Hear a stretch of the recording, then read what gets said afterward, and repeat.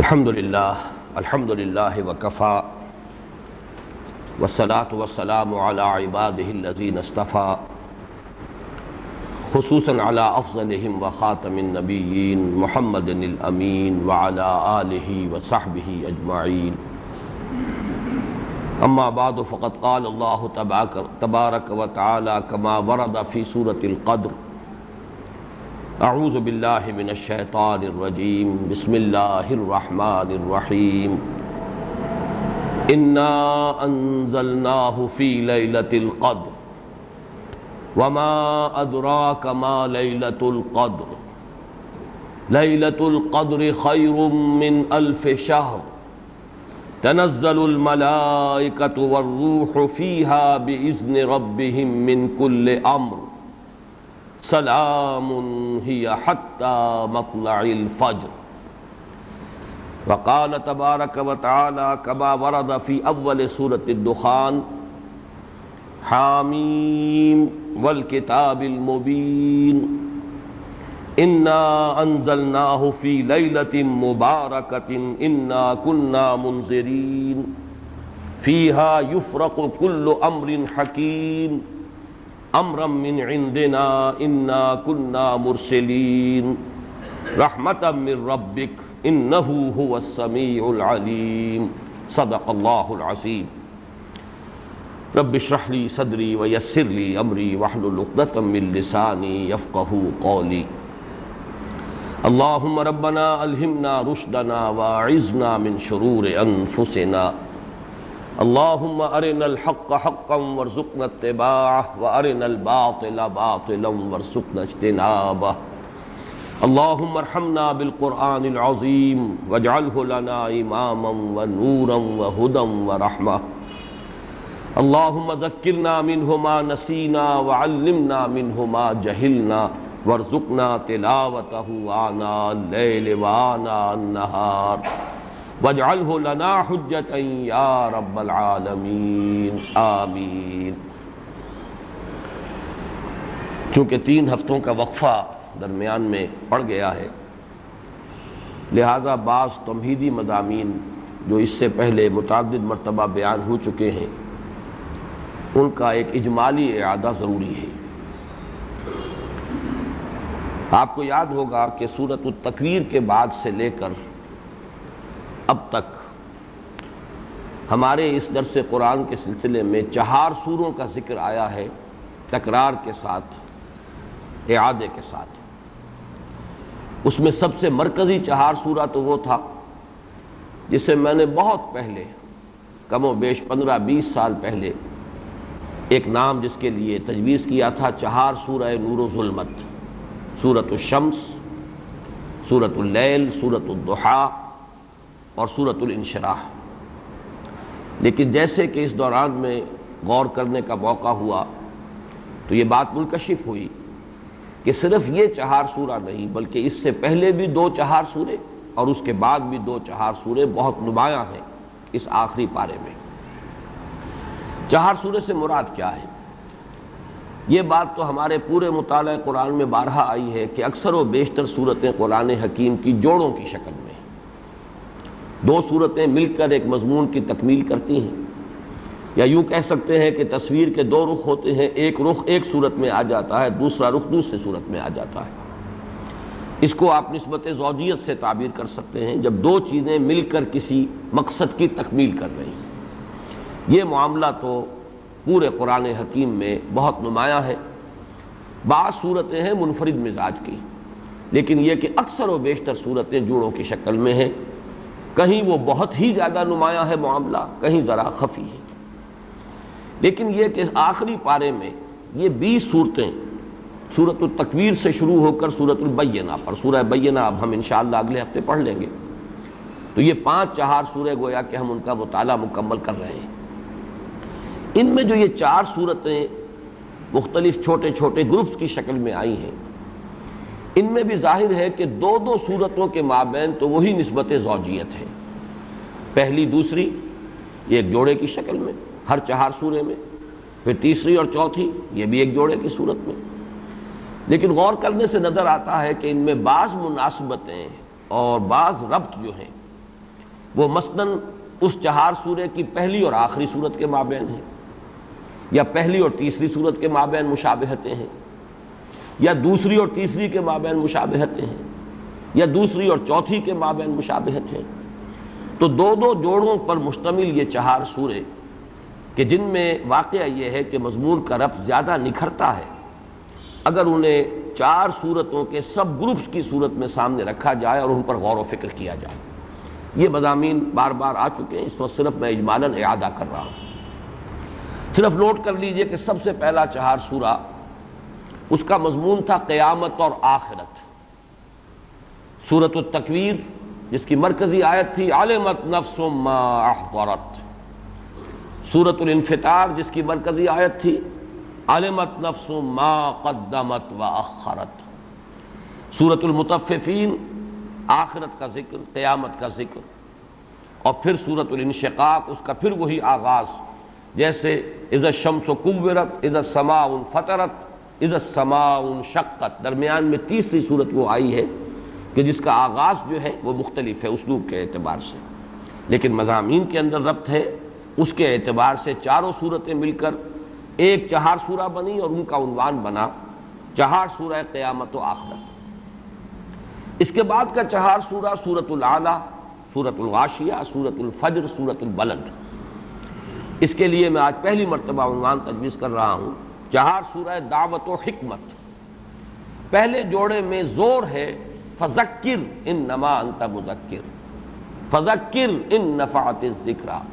دعوت دیتے رہیے، تذکیر کرتے رہیے، نصیحت کرتے رہیے، یاد دہانی کراتے رہیے۔ اور سورۃ الفجر اور سورۃ البلد اس میں نہایت اعلیٰ حکیمانہ مضامین بیان ہوئے، خاص طور پر ایک خاص جو ماحول تھا عرب کا، جو ان کا تاریخی، ثقافتی، تمدنی پس منظر تھا، ان کے جو خاص اخلاقی حالات تھے، ان کے پس منظر میں اعلیٰ حکیمانہ مضامین۔ اور سورۃ الاعلیٰ اور سورۃ الغاشیہ میں بھی نہایت اعلیٰ مضامین حکمت کے، سورۃ الاعلیٰ خاص طور پر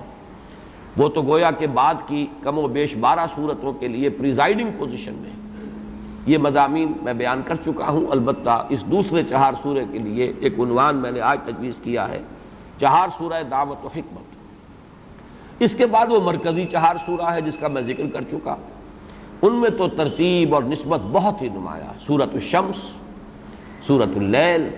سورۃ الضحیٰ، سورۃ الانشراح۔ جیسا کہ میں عرض کر چکا ہوں کہ یہ عنوان جو ہے چہار سورے کا یہ میرے ذہن میں آیا ہی ان چار صورتوں کے حوالے سے تھا، اور یہ اب سے کوئی 15-20 برس قبل کی بات ہے، کوئی آج کی بات نہیں، لیکن یہ مرکزی چہار سورہ ہے۔ اس کے بعد چہار سورہ نبوت و رسالت جس میں ہم اس وقت ہیں، سورۃ التین کے شروع میں مقامات کے حوالے سے اولو العزم من الرسل کا ذکر،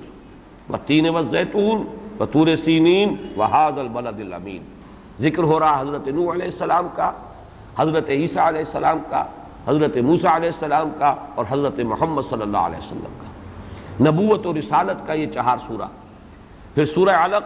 آغاز ظہور نبوت ہے محمد الرسول اللہ صلی اللہ علیہ وسلم کا، ابتدائی 5 آیات۔ پھر دوران فرائض رسالت جو کشاکش ہوئی ہے منکرین کے ساتھ، جو ایک تصادم ہوا ہے، اس کی ایک مثال سورہ علق میں ابو جہل کا جو طرز عمل تھا جو زیر بحث آیا۔ اس کے بعد یہ سورۃ القدر ہے، یہ ہے در حقیقت نزول قرآن کا جو وقت ہے جو معین کیا اللہ تعالیٰ نے، کب یہ قرآن اس کا آغاز ہوا نزول کا، یا پورا قرآن جو ہے لوح محفوظ سے سماع دنیا تک اتار دیا گیا۔ اور سورۃ البینہ کا مقصد، سورہ کا مرکزی مضمون کیا ہے کہ مقصد رسالت کیا ہے،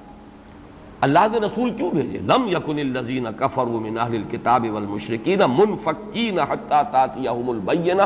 رسول من اللہ یتلو صحفا مطہرۃ فیہا کتب قیمہ۔ تو یہ چہار سورہ جو ہے اس کے لیے نبوت و رسالت کا عنوان نہایت موضوع ہے۔ اس کے بعد پھر جو 4 سورتیں آنے والی ہیں، پھر وہ چہار سورہ ہے انذار آخرت، سورۃ الزلزال، اذا زلزلت الارض زلزالها واخرجت الارض اثقالها وقال الانسان ما لها۔ اس کے بعد سورۃ العادیات، پھر سورۃ القارعہ، القارعہ ما القارعہ وما ادراک ما القارعہ۔ اس کے بعد سورۃ التکاثر، الہاکم التکاثر حتی زرتم المقابر کلا سوف تعلمون ثم کلا سوف تعلمون۔ یہ گویا کہ انذار آخرت پر 4 سورتیں مشتمل ہیں۔ تو ان 5 سوروں میں اول و آخر مضمون یکساں ہو گیا، وہ بھی آخرت سے متعلق سورۃ التکویر، سورۃ الانفطار، سورۃ الانشقاق اور سورۃ التطفیف، اور یہ بھی سورۃ الزلزال، پھر سورۃ العادیات، پھر سورۃ القارعہ، پھر سورۃ التکاثر۔ تو اول و آخر کا مضمون وہی ہے کہ جو اس تمام گروپ کا مرکزی عمود ہے، انذار آخرت۔ لیکن درمیان میں یہ 3-4 سورے جو آئے ہیں، ان میں حکیمانہ مضامین ہیں، نبوت و رسالت کے مقاصد کا تذکرہ ہے،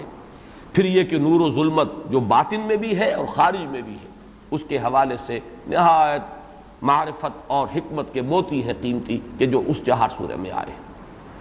اب اس تمہید کے بعد صرف یہ نوٹ کر لیجئے کہ سورۃ القدر کا جوڑا جو ہے اصل میں وہ سورۃ البینہ ہے۔ ان میں کیا نسبت ہے؟ سورۃ القدر جو ہے وہ آغاز نزول قرآن کے ذکر پر مشتمل ہے، انا انزلناہ فی لیلۃ القدر، اور سورۃ البینہ مقصد نزول قرآن پر مشتمل ہے۔ کیوں نازل کیا گیا یہ قرآن؟ معاذ اللہ، میں صرف بات واضح کرنے کے لیے لفظ استعمال کر رہا ہوں، یہ اللہ کی کوئی ہابی نہیں ہے، کتابیں اتارنا یہ کوئی اللہ کا شغل نہیں، مشغلہ نہیں۔ کیوں اتارا؟ ایک مقصد ہے عظیم، تاکہ دودھ کا دودھ اور پانی کا پانی جدا ہو جائے، تاکہ منفک ہو جائیں جنہوں نے کفر کیا ہے، جن کے اندر کجی ہے، جن میں زیغ ہے، جن کے اندر خباثت ہے، وہ علیحدہ ہو جائیں، حتیٰ یمیز الخبیث من الطیب، جن کی فطرت سلیم ہے، صالح ہے، وہ علیحدہ ہو جائیں۔ لم یکن الذین کفروا من اہل الکتاب والمشرکین حتی تأتیہم البینہ، یہ تمییز نہیں ہو سکتی تھی جب تک کہ بینہ نہ آ جاتی۔ اور بینہ کیا ہے؟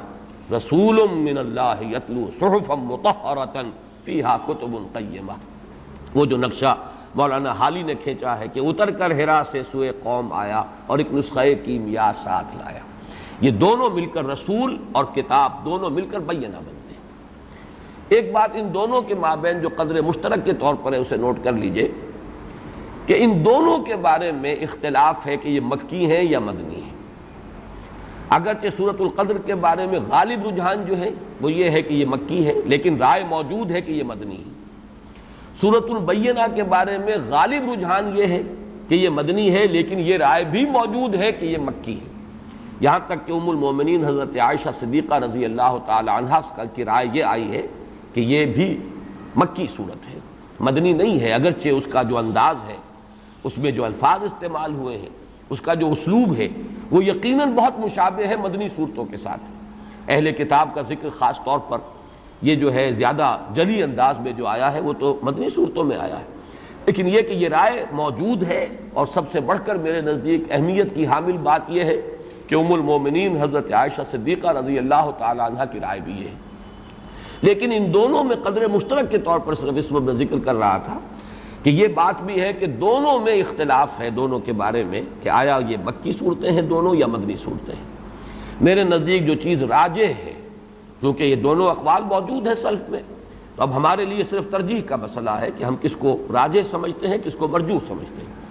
میرے نزدیک راجح یہی ہے کہ یہ دونوں صورتیں مکی ہیں، اور میں مولانا امین حسن اصلاحی صاحب کی اس بات سے متفق ہوں کہ قرآن حکیم میں جو یہ مکی اور مدنی صورتوں کا معاملہ آیا یہ 7 گروپوں کی شکل میں ہے۔ ہر گروپ میں آغاز میں 1 یا 1 سے زائد صورت مکی ہوگی، اختتام 1 یا 1 سے زائد مدنی پر ہوگا۔ پہلی صورت سورہ فاتحہ مکی اور 4 صورتیں نہایت طویل، بقرہ اور آل عمران اور نساء اور مائدہ، یہ مدنی۔ اس کے بعد 2 صورتیں مکی، 2 مدنی، انعام اعراف یہ مکی، انفال اور توبہ یہ مدنی۔ اس کے بعد 14 صورتیں سورہ یونس سے لے کر سورہ مومنون تک یہ مکی ہیں، اور 1 صورت تنہا سورہ نور یہ مدنی ہے۔ پھر 8 صورتیں آتی ہیں کہ جو مکی ہیں، پھر 1 صورت آتی ہے اور وہ مدنی ہے، وہ سورہ احزاب ہے۔ اس طریقے سے مکی اور مدنی صورتوں کے 6 گروپ تو ہم پڑھ چکے ہیں، اس لیے کہ وہ تو سورہ تحریم پر 6واں گروپ ختم ہو چکا تھا۔ اب یہ 7واں گروپ ہے، اور اگر یہ اصول صحیح ہے جو مجھے صحیح معلوم ہوتا ہے، اگرچہ یقینی طور پر تو بات نہیں کی جا سکتی، حتمی انداز میں نہیں کہا جا سکتا، لیکن میں اپنے اتفاق رائے کا اظہار کر رہا ہوں کہ مولانا امین حسن اصلاحی صاحب کی اس رائے سے مجھے اتفاق ہے کہ یہ 7واں گروپ بھی اسی طرح ہے کہ اس کی اکثر و بیشتر صورتیں مکی ہیں، آخر میں صرف مدنی آئیں گی، درمیان میں نہیں ہو سکتا معاملہ، ورنہ تو پھر یہ کہ گروپوں کی وہ ترتیب جو ہے وہ ڈسٹرب ہو جائے گی۔ پھر وہ 7 گروپ نہیں رہیں گے، 8 بن جائیں گے یا 9 بن جائیں گے، جو بھی شکل اس کی ہو۔ اس اعتبار سے، اور مجھے نہ صرف اس اصول کے اعتبار سے بلکہ ویسے بھی جو قرائن محسوس ہوتے ہیں وہ یہی ہیں کہ یہ صورتیں مکی ہیں۔ آخر میں جا کر میرا مولانا امین حسن اصلاحی صاحب سے ایک اختلاف ہے، لیکن جب وہاں ہم پہنچیں گے کہ آخری مدنی صورتیں کون کون سی ہیں، میں وہاں پھر اس اختلاف کو وہاں بیان کروں گا۔ اور یہ بات سمجھ لیجئے کہ اصول میں اتفاق کے باوجود اصول کی اپلیکیشن میں اختلاف ہو سکتا ہے۔ اصول ایک ہی ہے، لیکن یہ ہے کہ اس کا جب آپ انطباق کرتے ہیں کسی مسئلے میں، آپ کی رائے کچھ اور ہو سکتی ہے، کسی دوسرے شخص کی رائے کچھ اور ہو سکتی ہے، اور اس میں ہم حتمی اور یقینی طور پر کچھ نہیں کہہ سکتے، واللہ عالم کہہ کر ہمیں اپنی رائے ظاہر کرنی چاہیے۔ تو جہاں تک بحیثیت مجموعی اصول کا تعلق ہے، مکی مدنی صورتوں کے 7 گروپ، ان میں مجھے کامل اتفاق ہے مولانا اصلاحی صاحب کے ساتھ، لیکن آخری گروپ کی مدنیات کون سی ہے اس میں مجھے ان سے اختلاف ہے۔ اس سے بھی زیادہ گہرا تعلق جوڑا تو ہے اس کا سورۃ القدر کا، سورۃ البینہ، لیکن چونکہ 4 سورہ کے ضمن میں عرض کر چکا ہوں کہ صرف جوڑوں کی نسبت نہیں ہوتی،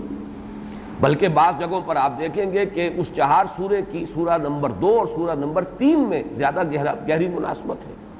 وہ میں بیان کر چکا ہوں سورۃ العلق کے درس کے ضمن میں۔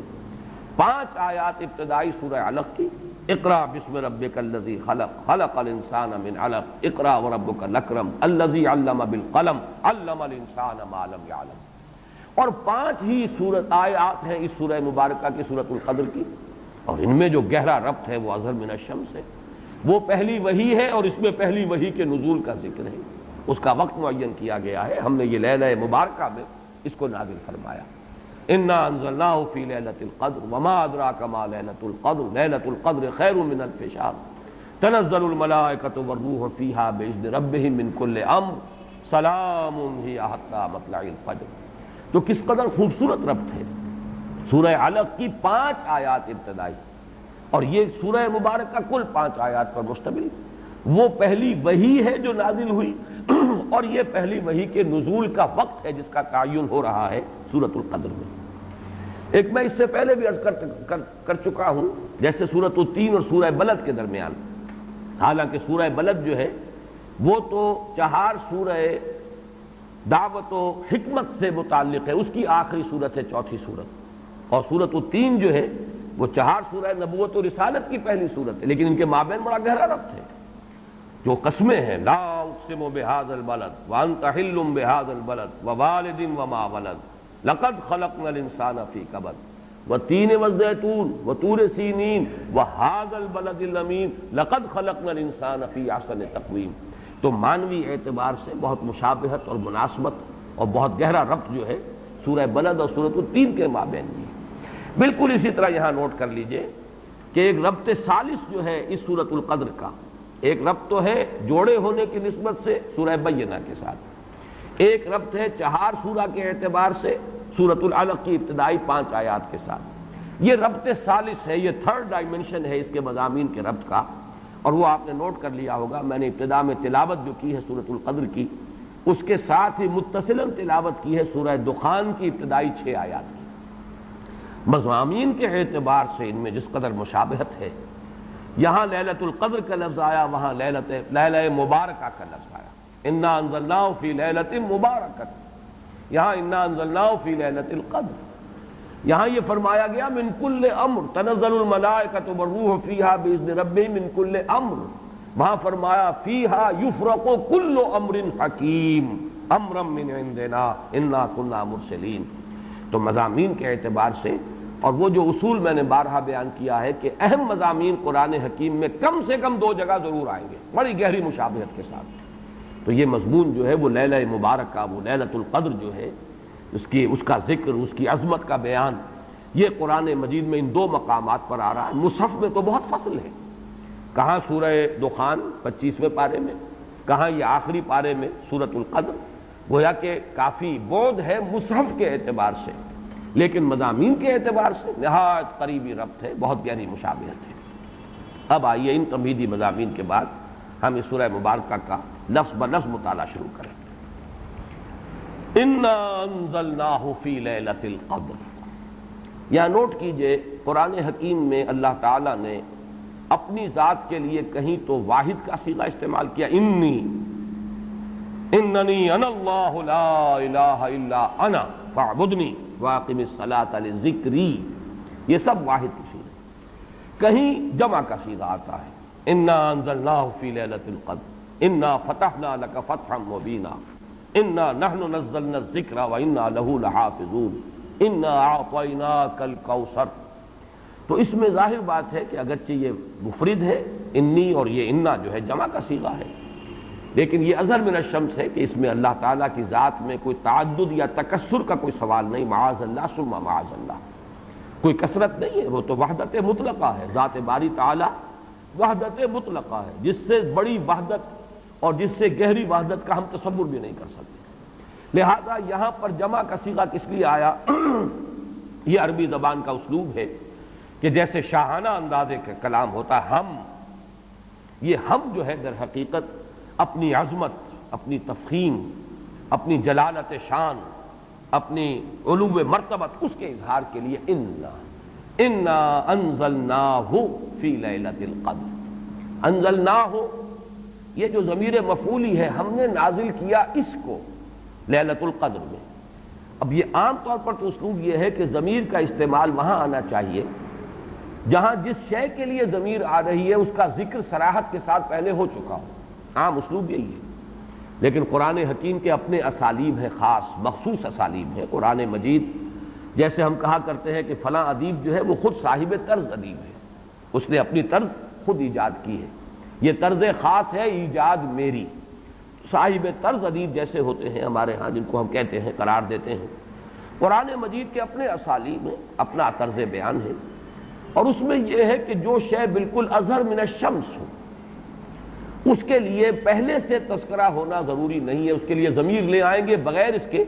کہ پہلے سے صراحت کے ساتھ اس کے لیے کوئی ذکر موجود ہو۔ اس میں در حقیقت اشارہ یہ ہوتا ہے یہ بالکل سامنے کی بات ہے، اس کے ذکر کی ضرورت ہی نہیں، یہ تو جانی پہچانی بات ہے، یہ تو بالکل مشہور اور معروف حقیقت ہے۔ اسی کی دو مثالیں ہیں، مثلاً یہ کہ سابقہ سورت جو ہے سورۃ العلق، اس میں کہیں ابو جہل کا نام نہیں آیا، لیکن ظاہر بات ہے کہ جب وہ آیات نازل ہوئی ہیں اور جب محمد الرسول اللہ صلی اللہ علیہ وسلم نے ان کو پڑھ کر سنایا ہوگا تو شاید ہی کوئی شخص و مکے والا کہ جو نہ پہچان سکا ہو کہ یہ کس کا ذکر ہے۔ ارأیت الذی ینہی عبدا اذا صلی ارأیت ان کان علی الہدی او امر بالتقوی ارأیت ان کذب وتولی الم یعلم بان اللہ یری۔ ظاہر بات ہے اظہر من الشمس ہے تو نام لینے کی ضرورت نہیں۔ اسی طریقے سے مثلاً اسلوب جو ہے بہت نمایاں ہو کر آیا ہے سورہ واقعہ کے آخری رکوع میں، کلا اذا بلغت الحلقوم فلولا اذا بلغت الحلقوم۔ تو کیوں نہیں ایسا ہوتا کہ جب وہ پہنچ جاتی ہے حلق تک، حلقوم تک، کیا پہنچ جاتی ہے؟ اب یہاں پہ اصل من الشمس سے مراد ہے عالم نظام میں جبکہ جان آ کر ہنسلی میں پھنس جاتی ہے، یہاں گھنگرو بولتا ہے اصل میں، حتی اذا بلغت الحلقوم۔ یہ آخری وقت جو ہے معلوم ہوتا ہے کہ یہاں کوئی آواز آ رہی ہے اور جان یہاں آ کر پھنس گئی، لیکن یہاں جان کا یا نفس کا کہیں لفظ نہیں آیا۔ نا فلولا اذا بلغت الحلقوم وانتم حينئذ تنظرون ونحن اقرب اليه منكم ولكن لا تبصرون فلولا ان كنتم غير مدينين ترجعونها ان كنتم صادقين۔ اب یہاں پر بھی لفظاً کوئی ذکر نہیں ہے کہ کس شے کے لیے یہ لفظ استعمال ہو رہا ہے، لیکن اس کے مشہور و معروف اور اظہر من الشمس ہونے کے اعتبار سے وہ جو عام قاعدہ ہے اس کے خلاف یہاں پر بغیر اس کے صراحت کے تذکرے کے ضمیر کا استعمال ہو گیا۔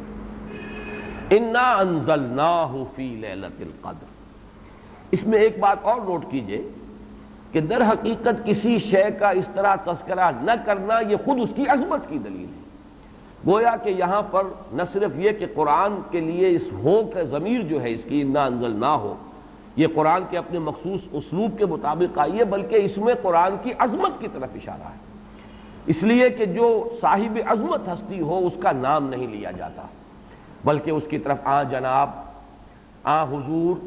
یہ الفاظ جو ہیں یہ اسی لیے اختیار کیے گئے ہیں اور ایجاد کیے گئے ہیں کہ عظیم ہستی صاحب مرتبہ کوئی شخصیت ہے اس کا نام نہیں لیا جاتا، اس کی طرف اشارے کیے جاتے ہیں۔ انا انزلناہ،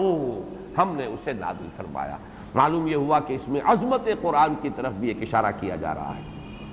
پھر اس میں عظمت قرآن جو ہے اس کے دو اور اسلوب ہیں جو اس میں سامنے آئے۔ انا انزلناہ فی لیلۃ القدر، ہم نے خود نازل کیا اس کو۔ حالانکہ ہمیں معلوم ہے کہ یہ نزول جو ہوا ہے محمد رسول اللہ صلی اللہ علیہ وسلم پر بواسطہ ملک ہوا ہے، جبرائیل کے ذریعے سے۔ فَإِنَّهُ نَزَّلَهُ عَلَىٰ قَلْبِكَ، اس نے نازل کیا اس قرآن کو اے نبی آپ کے دل پر۔ نزل بہ الروح الامین علی قلبک، اس کو لے کر نازل ہوئے یا اس کو نازل کیا ہے روح الامین نے۔ تو معلوم یہ ہوا کہ فرشتہ درمیان میں ہے،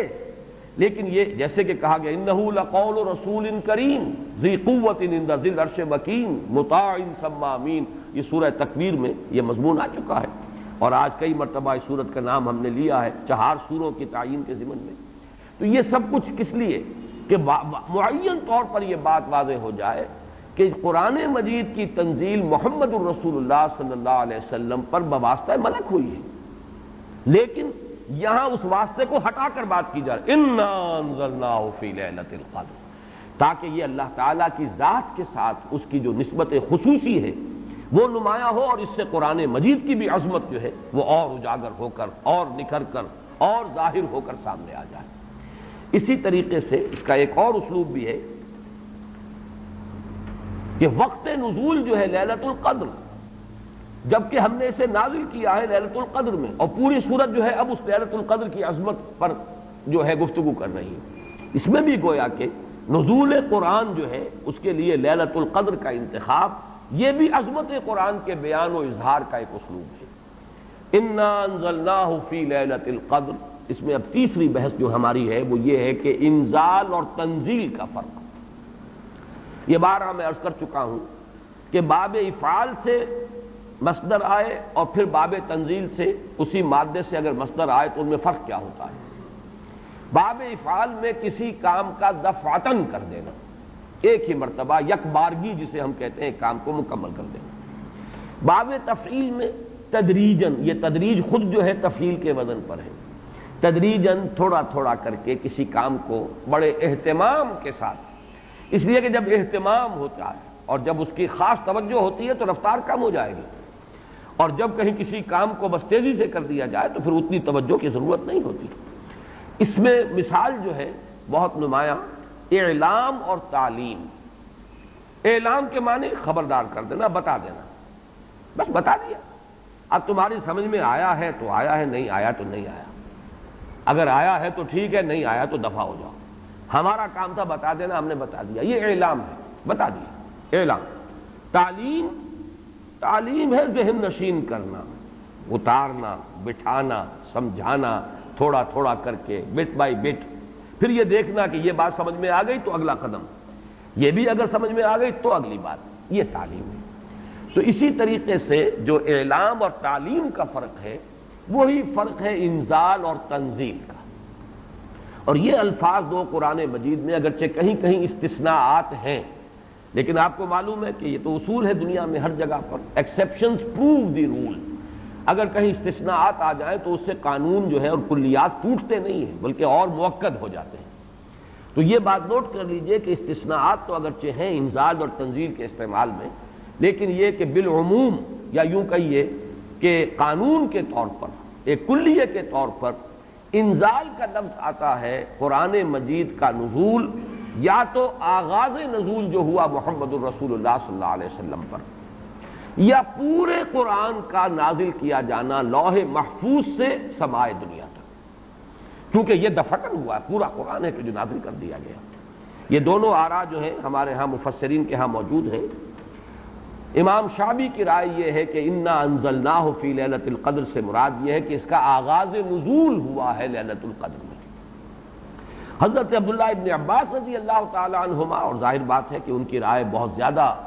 اہمیت کی حامل ہے، وہ حبر الامہ ہے، ان کے بارے میں حضور کی خصوصی دعا ہے اللہم فقہہ فی الدین وعلمہ التاویل، اے اللہ اس نوجوان کو دین کا فہم اور تفقہ عطا فرما اور اسے تعویل و تفسیر کا علم جو ہے بالخصوص وہ عطا فرما۔ تو حضرت عبداللہ ابن عباس اسی وجہ سے رضی اللہ تعالی عنہما حبر الامہ، حبر کہتے ہیں بہت بڑے عالم کو، حالانکہ وہ نوجوان تھے، لیکن یہ کہ ان کی رائے یہ ہے کہ اس سے مراد یہ ہے کہ پورا قرآن حکیم لوح محفوظ سے سمائے دنیا تک لیلۃ القدر میں نازل کر دیا گیا۔ یہ کام دفعتاً ہوا، اسی لیے لفظ انزال آیا ہے۔ وہ لیلۃ القدر کا تذکرہ ہو رہا ہے تو انا انزلناہ فی لیلۃ القدر. پھر یہ کہ رمضان مبارک میں وہ لیلۃ القدر ہے تو شہر رمضان الذی انزل فیہ القرآن. یہاں پر جو مجہول کا صیغہ آیا وہی باب افعال سے آیا ہے لیکن حضور پر جو قرآن کا نزول ہوا ہے وہ سب کو معلوم ہے کہ 22 برس میں اس کی تکمیل ہوئی ہے، تھوڑا تھوڑا کر کے نازل ہوا ہے. پہلی آیتیں 5 نازل ہوئیں جو ہم پڑھ چکے ہیں پچھلے درس میں، اس کے بعد 7 آیتیں نازل ہوئیں سورہ نون کی، اس کے بعد 7 آیتیں نازل ہوئیں سورہ مزمل کی، اس کے بعد 7 آیتیں نازل ہوئیں سورہ مدثر کی، اس کے بعد 7 آیتوں پر مشتمل نازل ہوئی سورہ فاتحہ، اس کے بعد 5 آیتیں پر مشتمل سورت نازل ہوئی سورۃ اللہب. تو یہ نجمن یہ تقریباً 22 برس میں جا کر اس کی تکمیل ہوئی ہے تنزیل کی. اب یہاں لفظ تنزیل ہوتا ہے فَإِنَّهُ نَزَّلَهُ عَلَىٰ قَلْبِكَ، اے محمد آپ کے قلب پر جو ہے یہ تنزیل کے طور پر آیا ہے، نجمن آیا ہے، تھوڑا تھوڑا کر کے آیا ہے، رفتہ رفتہ آیا ہے، تدریجاً آیا ہے. بلکہ یہ بحث تو کئی بار آ چکی ہے کہ حضور کو تو اشتیاق رہتا تھا، آپ چاہتے تھے کہ جلدی جلدی قرآن نازل ہو، اور آپ جو ہے شکوہ بھی کرتے تھے حضرت جبرائیل سے کہ آپ دیر دیر سے اور وقفہ ڈال کر آتے ہیں، جس کی کہ پھر قرآن مجید میں ہی مذکور ہے سورہ مریم میں جو ان کی طرف سے ایک وضاحت آئی ہے وَمَا نَتَنَزَّلُ إِلَّا بِأَمْرِ رَبِّكَ. اور پھر اس کے علاوہ دوسرے مقام پر وَلَا تَعْجَلْ بِالْقُرْآنِ مِنْ قَبْلِ أَنْ يُقْضَىٰ إِلَيْكَ وَحْيُهُ، اے نبی جلدی نہ کیجئے، قرآن مجید کی آپ پر تنزیل جو ہے اس کے اندر جو وقت اور جو اس کے اندر وقفے ہیں یہ اللہ تعالیٰ کی حکمت کے تحت ہیں اور ان کے اندر حکمت مثمر ہے، لہذا آپ جلدی نہ کیجئے. وَلَا تَعْجَلْ بِالْقُرْآنِ مِنْ قَبْلِ أَنْ يُقْضَىٰ إِلَيْكَ وَحْيُهُ. تو اس اعتبار سے نوٹ کر لیجئے کہ تنزیل جو ہے وہ محمد الرسول اللہ صلی اللہ علیہ وسلم پر نزول قرآن کے لیے، اور انزال ہے قرآن مجید کا دفعتاً نازل ہو جانا. اور اس میں یہ سمجھتا ہوں کہ زیادہ جو قوی رائے ہے وہ حضرت عبداللہ ابن عباس رضی اللہ تعالیٰ عنہما کی ہے کہ یہاں جس انزال کا ذکر کیا جا رہا ہے وہ لوح محفوظ، اور یہاں ذرا گن لیجئے قرآن مجید میں لوح محفوظ کے لیے 2 الفاظ اور بھی آئے ہیں، انہو فی ام الکتاب لدینا لعلی حکیم. یہ ام الکتاب میں ہے، وہ ہے اصل جڑ، وہ ہے اصل کتاب. یہ تو نقول ہے، جیسے کہ میں نے بارہا کہا ہے کہ فیصلہ جو ہے جج کے ہاتھ کا لکھا ہوا محفوظ ہے، آپ نقل حاصل کر سکتے ہو، وہ نقل مطابق اصل جو ہے وہ آپ کو مل جائے گی، لیکن یہ کہ اصل فیصلہ تو وہ ہے جو جج نے اپنے ہاتھ سے لکھا ہے اور وہ محفوظ ہے. اسی طریقے سے اصل قرآن تو جس کو کہا گیا فی کتاب مکنون لا یمسہ الا المطہرون، تو کتاب مکنون، لوح محفوظ، ام الکتاب، یہ 3 جو ہے مختلف اسلوب ہیں اس حقیقت کو بیان کرنے کے لیے کہ وہ اس عالم امر میں، وہ 7ویں آسمان سے بھی اوپر کہیں کوئی ہے جس کی حقیقت کو اس وقت ہم نہیں سمجھ سکتے، وہ لوح محفوظ ہے، وہ ام الکتاب ہے، وہ کتاب مکنون ہے. وہاں سے یہ پورا قرآن نازل کر دیا گیا دفعتاً واحدہ، جملتاً واحدہ، لیلۃ القدر میں، کہ جو کہ رمضان مبارک کی ایک شب تھی سمائے دنیا تک. وہاں سے پھر فرشتے نے اس کو تدریجاً جو بھی اس کے نزول کے لیے حکمت معین تھی اللہ تعالیٰ کے علم میں اس کے مطابق اس کو نازل کیا محمد الرسول اللہ صلی اللہ علیہ وسلم پر. البتہ یہ رائے کہ اس سے مراد آغاز نزول ہے، یہ بھی لفظی اعتبار سے اس کے اندر کوئی تضاد نہیں ہوگا، اس لیے کہ آغاز نزول میں جو آیات نازل ہوئی ہیں وہ تو دفعتاً واحدہ ہی نازل ہوئی ہیں.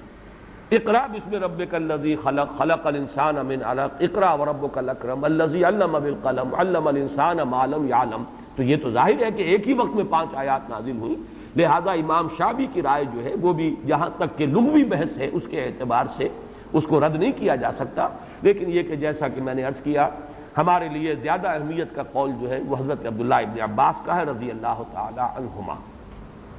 اب آئیے لیلۃ القدر، انا انزلناہ فی لیلۃ القدر، اس میں قدر سے مراد کیا ہے؟ قدر کی رات. بعض حضرات نے تو بڑی آسانی کی ہے کہ ترجمے میں کہہ دیا ہم نے اسے شب قدر میں نازل کیا. ظاہر بات ہے کہ ترجمے میں تو آسان ہے، لیل کی جگہ شب کا لفظ لے آئیے اور اس کے ساتھ قدر کے لفظ کو جو کا تو رکھ دیجئے.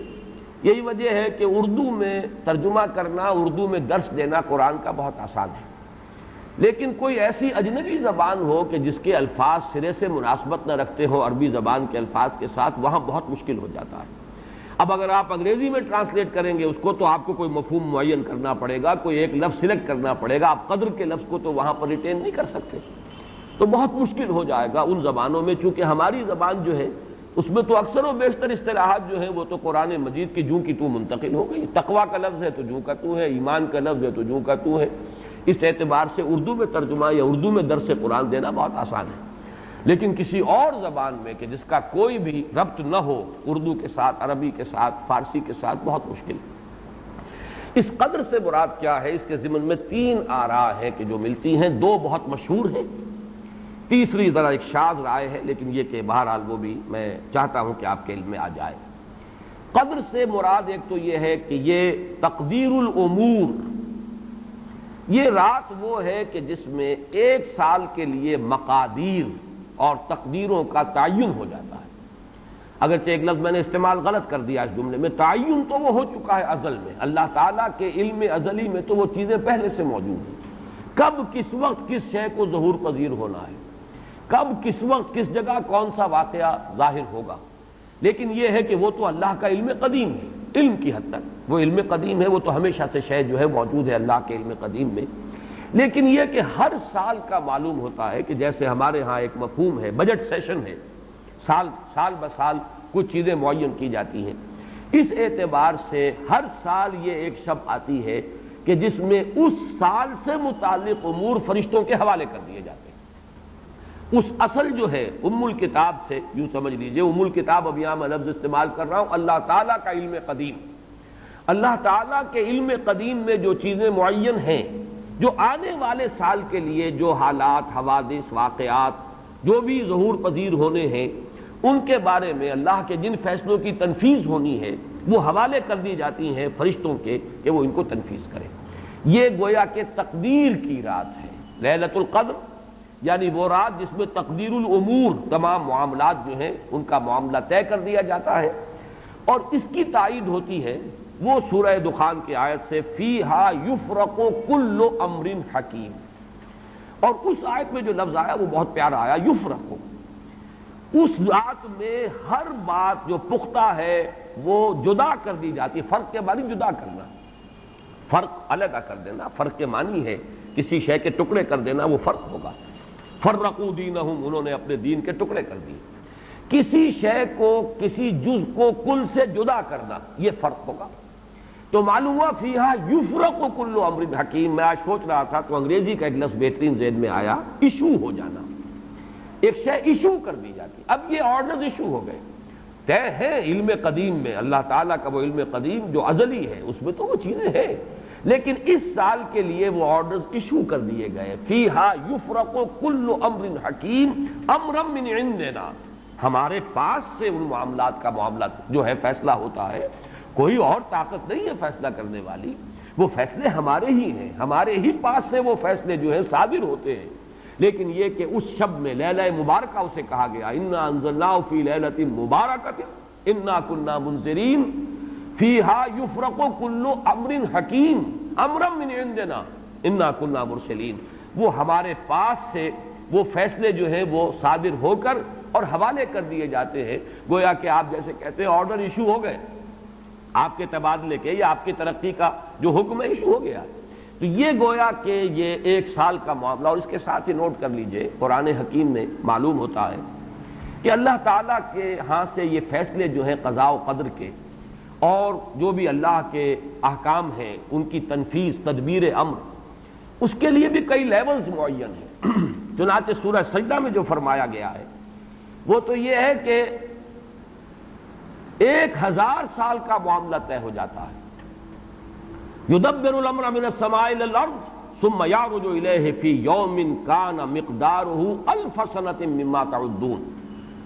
تمہاری تعداد اور تمہاری گنتی اور تمہارے حساب اور تمہاری تقویم سے جو 1000 سال بنتے ہیں، اللہ تعالیٰ کی تدبیر امر اس کے حساب سے ہوتی ہے، اور پھر اس کی تکمیل کے بعد پھر ملائکہ جو ہے اس کی جو رپورٹ ہے وہ لے کر اللہ تعالیٰ کے حضور میں حاضر ہوتے ہیں۔ یہ کہا جا سکتا ہے کہ جیسے ہم یہ سمجھتے ہیں کہ 7 آسمان ہیں، ان 7 آسمانوں کے ساتھ اللہ تعالیٰ کا یہ جو تدبیر امر کا معاملہ ہے کہ جو سمائے دنیا ہے اس پر وہ سالانہ ایشو ہو رہے ہوں احکام، قضاء و قدر کے، اور وہی ہے کہ جو پھر اس سال کے دوران ان کی تنفیذ ہو جاتی ہے، اور اگر اس سے آگے 100 برس کی کوئی پلاننگ ہے تو وہ دوسرے کہیں آسمان پر ہو، اور اس سے اوپر اگر کوئی 1000 برس کی پلاننگ ہے تو وہ اس سے کہیں اوپر کے آسمان پر ہو، اور اگر اس سے اوپر 10,000 برس کی کوئی پلاننگ ہے تو اس سے اوپر کے آسمان پر ہو۔ یہ سارے معاملات عین ممکن ہیں۔ یہ عالم امر کی وہ باتیں ہیں جن کو صحیح طور پر سمجھنا ہم صرف اشارات کے حوالے سے کوئی دھندلا سا تصور قائم کر سکتے ہیں کہ قرآن ایک طرف یہ بھی کہہ رہا ہے یدبر الامر من السماء الى الارض ثم يعرج الیہ فی یوم کان مقدارہ 1000 سنۃ مما تعدون۔ سورہ معارج میں یہ بھی ہے تعرج الملائکۃ والروح الیہ فیہا، اس میں فی یوم کان مقدارہ 50,000 سنہ، 50,000 برس کا بھی ایک دن ہے اللہ کا۔ تو ہو سکتا ہے کہ ان تمام مختلف درجہ بدرجہ جو تدبیر امر کے فیصلے اللہ کی طرف سے حکمت الہی اور علم الہی سے جن چیزوں کا کہ ایشو ہو رہا ہو، جس کے کہ احکام صادر ہو رہے ہوں، وہ بھی درجہ بدرجہ ہو، اور یہ جو ہے سمائے دنیا پر یہ ایک سالانہ جو ہے نظم اس کا قائم ہو، اور اس کے حوالے سے فرشتوں کو جو اس دنیا کے فرشتے ہیں جو یہاں پر تنفیذ امر کی جو خدمت ہے اس پر مامور ہیں، ان کے حوالے کر دیے جاتے ہیں۔ تو ایک رائے تو میں نے عرض کی کہ قدر سے مراد تقدیر، کہ یہ رات جو ہے تقدیر الامور کی رات ہے، تمام جو امور ہیں ان کے مقادیر، ان کی تعیین، ان کے بارے میں اللہ تعالیٰ کے احکام جو ہے ان کا ایشو ہو جانا۔ ایک رائے یہ ہے کہ یہ قدر سے مراد ہے قدر و منزلت، اونچا رتبہ، علو شان، منزلہ اور شرف۔ اب اس کی تائید ہوتی ہے، معلوم ایسا ہوتا ہے کہ یہ دونوں باتیں تو بیک وقت جو ہے مراد ہیں، اسی لیے میں نے کہا یہ دونوں اقوال بہت مشہور بھی ہیں، اور میرے نزدیک یہ دونوں ہی اس میں یہ ذو معنیین لفظ کے طور پر یہاں استعمال ہوا، یہ دونوں ہی مراد ہیں۔ یہ رات خود اپنی جگہ پر بھی بجائے خود، جسے ہم کہتے ہیں بجائے خود بھی بہت قدر و منزلت کی رات ہے، اور اس شب میں 1 سال کے معاملات جو ہیں وہ فرشتوں کے حوالے کر دیے جاتے ہیں۔ اس اعتبار سے اس کو کہا گیا لیلہ مبارکہ، انا انزلناہ فی لیلۃ مبارکہ، یہ خود مبارک ہے، اس کے اندر برکتیں ہیں، اس کے اندر عظمت ہے، اس کی اپنی شان بلند ہے، علو مرتبت کی حامل ہے یہ رات۔ یہ دو مفہوم جو ہیں جب تو میں نے جیسا کہ عرض کیا یہ تو بہت کثرت کے ساتھ ہیں اور یہی زیادہ مشہور بھی ہیں، بلکہ ان کے ضمن میں دوسری بات کے ضمن میں ایک نقطہ ترازی کے درجے کی بات ہے، لیکن بات چونکہ حسین ہے وہ میں آپ کو سنا رہا ہوں۔ ابو بکر وراق ہے جنہوں نے اس میں نقطہ پیدا کیا ہے کہ یہ لیلہ قدر اس لیے ہے لأنہ نزل فیہا کتاب ذو قدر علی لسان ملک ذی قدر علی امت لہا قدر۔ یہ 3 انہوں نے قدر جمع کیے ہیں کہ یہ اس لیے اس کو لیلۃ القدر کہا گیا کہ ایک طرف تو یہ کہ اس میں وہ کتاب نازل ہوئی جو بڑی قدر و منزلت والی کتاب ہے، ثانیاً وہ اس فرشتے کی زبانی نازل ہوئی کہ جو بہت قدر و منزلت کا ذی قوت عند ذی العرش مکین مطاع ثم امین، پھر اس امت کے لیے اس کی تنزیل ہو رہی ہے جس کی بڑی قدر و منزلت ہے اللہ کے ہاں۔ اور شاید اسی وجہ سے وہ کہتے ہیں جناب وراق کہ شاید اسی وجہ سے لفظ قدر جو ہے اس سورہ مبارکہ میں 3 مرتبہ آیا ہے۔ انا انزلناہ فی لیلۃ القدر وما ادراک ما لیلۃ القدر لیلۃ القدر خیر من الف شہر۔ لیکن جیسا کہ میں نے عرض کیا ہے یہ بس ایک نقطے کے حد تک ہے، ایک دلچسپ نقطہ ہے، میں نے اس کا تذکرہ کر دیا ہے۔ ایک تیسرا مفہوم جو شاذ ہے جو لیا گیا قدر سے، کہ قدر کا ایک مفہوم ہے تنگی کا بھی، جیسے کہ سورۃ الفجر میں ہم پڑھ چکے ہیں فَأَمَّا الْإِنسَانُ إِذَا مَا ابْتَلَاهُ رَبُّهُ فَأَكْرَمَهُ وَنَعَّمَهُ فَيَقُولُ رَبِّي أَكْرَمَنِ وَأَمَّا إِذَا مَا ابْتَلَاهُ فَقَدَرَ عَلَيْهِ رِزْقَهُ فَيَقُولُ رَبِّي أَهَانَنِ۔ انسان کا معاملہ عجیب ہے کہ جب اس کا رب اس کا امتحان لیتا ہے، اسے آزماتا ہے، نعمتیں دے کر، عزت دے کر، تو کہتا میرے رب نے مجھے عزت دے دی، اور جب اس کا رب اس کو آزماتا ہے اس پر رزق کو تنگ کر کے، تو وہ کہتا میرے رب نے مجھے ذلیل کر دیا۔ تو یہاں پر جو تنگی کا مفہوم ہے قدر میں، تو ایک مفہوم یہ لیا گیا ہے کہ یہ لیلۃ القدر لیلۃ الضیق ہے، اور یہ اس لیے کہ اس زمین پر اتنی کثرت سے، اتنی کثیر تعداد میں فرشتے نازل ہوتے ہیں کہ تنگی پیدا ہو جاتی ہے۔ اب ظاہر بات ہے کہ یہ اس عالم ارواح کے ساتھ مناسبت رکھنے والے لوگ جن کی اپنی روحیں جو ہیں وہ اس درجے لطیف ہوں کہ کچھ مناسبت ان کو پیدا ہو گئی ہو، صرف ان کا ایک ادراک ہو سکتا ہے، باقی یہ کہ جہاں تک لفظ کا تعلق ہے اس میں اس کی گنجائش موجود ہے۔ تو لیلۃ القدر کے 3 مفہوم ہوئے، جن میں سے 2 جو ہے پہلے وہ تو باہم جمع بھی ہو سکتے ہیں، ذو معنیین لفظ کی حیثیت سے اس کا استعمال ہو سکتا ہے۔ اس میں تمام مقادیر اور تمام تقدیروں کا گویا کہ اللہ تعالیٰ کی طرف سے صدور ہو جاتا ہے، ایشو ہو جاتے ہیں تمام احکام آئندہ سال کے لیے۔ دوسرے یہ کہ یہ خود اپنی جگہ پر بڑی مبارک اور بڑی قدر و منزلت والی رات ہے۔ تیسری بات وہ ہے جو میں نے عرض کیا، ایک شاذ سی رائے ہے کہ اس میں فرشتوں کا نزول اس کثرت سے ہوتا ہے کہ زمین کے اندر اس کی وجہ سے جگہ کی تنگی ہو جاتی ہے، واللہ اعلم۔ اب اس کے بعد فرمایا وَمَا أَدْرَاكَ مَا لَيْلَةُ الْقَدْرِ، یہ ما ادراکا اور ما یدریکا، اس کے بارے میں بعض حضرات کی ایک رائے ہے جو شاید اس سے پہلے اتنی وضاحت سے میں نے کبھی بیان نہ کی ہو، آج اس کو نوٹ کر لیجئے۔ عموماً تو مفسرین دونوں کا مفہوم ایک ہی لیتے ہیں، یعنی آپ کو کیا معلوم، آپ کو کس نے بتایا، گویا کہ نفی ہے کہ آپ کا اندازہ نہیں ہو سکتا کہ وہ کیا شے ہے، وہ لیلۃ القدر کی عظمت کیا ہے۔ لیکن بعض حضرات نے یہ فرق کیا ہے کہ جب یہ فعل ماضی میں آتا ہے وما ادراکا، اس میں مراد یہ کہ آپ کو خوب معلوم ہے، کیا ہی معلوم ہے آپ کو کہ اس کی قدر و قیمت کیا ہے، یعنی اس میں گویا کہ نبی اکرم صلی اللہ علیہ وسلم کے لیے نفی نہیں بلکہ اثبات۔ القارعہ وما ادراک ما القارعہ، القارعہ ما القارعہ وما ادراک ما القارعہ، گویا کہ اثبات ہوتا ہے کہ آپ کو خوب معلوم ہے کہ قارعہ کیا ہے۔ لیکن یہ کہ جہاں ما یدریکا آتا ہے وما یدریکا لعلہ یزکا او یذکر فتنفعہ الذکرہ، جہاں فعل مضارع آئے گا وہاں در حقیقت وہ مفہوم ہوگا کہ یہ بات حضور صلی اللہ علیہ وسلم کے علم میں نہیں ہے۔ آپ کو کیا معلوم، ہو سکتا ہے کہ وہ نصیحت اخذ کرتا، اس کو تزکیہ حاصل کر لیتا، تو اس کے اندر تو نفی ہو سکتی ہے کہ اس وقت آپ کے علم میں وہ بات نہیں ہے۔ لیکن یہ بھی ایک تو یہ کہ ایک علمی نکتہ ہے اور اس میں ذرا باریک قسم کی نحوی بحث ہے، میں خود اپنا مقام یہ نہیں سمجھتا کہ اس قسم کی باریک نحوی بحثوں میں کوئی حتمی رائے قائم کروں۔ دوسرے یہ کہ اس سے ہماری حد تک کوئی فرق واقع نہیں ہوتا، فرق اگر واقع ہوتا ہے تو محمد الرسول اللہ صلی اللہ علیہ وسلم کے بارے میں واقع ہوتا ہے کہ اگر وما ادراکا آیا ہے تو گویا کہ اس بات ہے کہ حضور کے علم میں وہ بات ہے، اور وما یدریکا ہے تو گویا کہ اس میں نفی ہے کہ وہ بات حضور کے علم میں نہیں ہے۔ لیکن ہمارے لیے تو دونوں حالتوں میں نفی ہی نفی ہے، ہمیں کیا معلوم قارعہ کی اصل حقیقت ہمیں کیا اندازہ ہو سکتا ہے، لیلۃ القدر کی اصل عظمت کا ہمیں کیا اندازہ ہو سکتا ہے، قرآن کی عظمت و فضیلت کا ہمیں کیا اندازہ ہو سکتا ہے۔ ہمارے اعتبار سے وہ بحث جو ہے وہ محض ایک اکیڈمک اور ایک علمی بحث بن کر رہ جاتی ہے، اس کا کوئی فرق واقع نہیں ہوتا۔ اب اس کے بعد سوال پیدا ہوتا ہے کہ یہ رات جو ہے مخفی کیوں رکھی گئی، تعین کے ساتھ کچھ معلوم نہیں، یہ رات کون سی رات ہے، کون سی رات ہے، اس کا جواب تو میں بعد میں دوں گا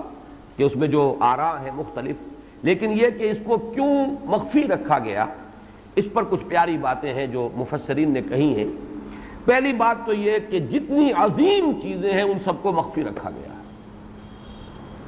قیامت کب آئے گی، مخفی ہے، آئے گی یہ یقینی ہے، کب آئے گی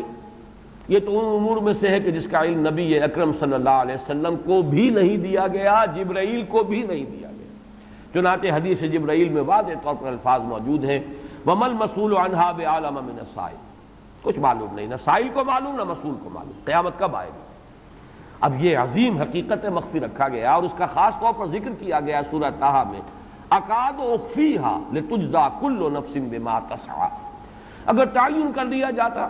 تو جو قریب کے زمانے کے لوگ ہوتے وہ تو خوب پھر محنت کرتے آخرت کے لیے، اور ذرا فاصلے والے ہوتے وہ ذرا تساہل کرتے اس کے بارے میں۔ اس کو رکھا گیا ہے، تلوار لٹکی ہوئی ہے، کسی بھی وقت گر سکتی ہے، یہ جیسے گلوٹین کبھی اگر آپ نے دیکھا ہو جس طریقے سے کہ اس کا چھرا گرتا ہے، کسی بھی وقت گر سکتی ہے، لہٰذا ہر وقت چوکس رہو، چوکنے رہو، جیسے کہ صحابہ کرام کی شان معلوم ہوتی ہے بعض روایات سے کہ ذرا تیز ہوا چلتی تھی تو وہ سمجھتے تھے کہ قیامت آ گئی۔ اس درجے استحضار تھا اعصاب کے اوپر، اس کا اتنا اثر تھا کہ ذرا تیز جھکڑ چلا اور انہوں نے سمجھا قیامت آ گئی۔ تو اس طریقے سے قیامت کو مخفی رکھا گیا، اکاد اخفیھا لتجزی کل نفس بما تسعی۔ نہ آج سے 100 برس پہلے والوں کو معلوم تھا کہ قیامت کب آئے گی، نہ آج والوں کو معلوم ہے، نہ اگر ابھی دنیا کی عمر ہے ابھی 100 برس اور تو قیامت سے ایک دن پہلے بھی شاید یقینی طور پر معلوم نہ ہو سکے کہ کل قیامت آ رہی ہے، تاکہ ہر وقت جو ہے امتحان اتنا ہی شدید رہے اتنا ہی کڑا امتحان رہے ہر ایک کے لیے، لِتُجْزَا كُلُّ نَفْسٍ بِمَا تَجْزَا بِمَا تَسْعَىٰ، تاکہ ہر ذی نفس کو بدلہ ملے اس کی سعی کے مطابق۔ اسی طریقے سے موت کا وقت معلوم نہیں، وَمَا تَدْرِي نَفْسٌ بِأَيِّ أَرْضٍ تَمُوتُ، کہاں موت آئے گی کچھ معلوم نہیں، کہاں موت آئے گی، کب موت آئے گی کچھ معلوم نہیں۔ اسی طرح نوٹ کیجئے صلاۃ وسطیٰ، حافظوا علی الصلوات والصلاۃ الوسطیٰ معین نہیں ہے، اس کے لیے آراء اگرچہ ہے، اکثر آراء جمع ہو گئی ہیں صلاۃ العصر کے بارے میں، لیکن تعین سے حتمی طور پر نہیں کہہ سکتے۔ یہ رائے بھی ہے کہ کوئی بھی معین نہیں، تمام نمازیں جو ہیں وہ صلاۃ وسطیٰ کے حکم میں ہیں۔ بہترین نماز، کوشش کرو کہ پوری محافظت کرو، صرف نماز کی نہیں، بہترین نماز کی، ہر نماز تمہاری بہترین نماز ہونی چاہیے، ہر روز روز عید ہو، ہر شب شب برات،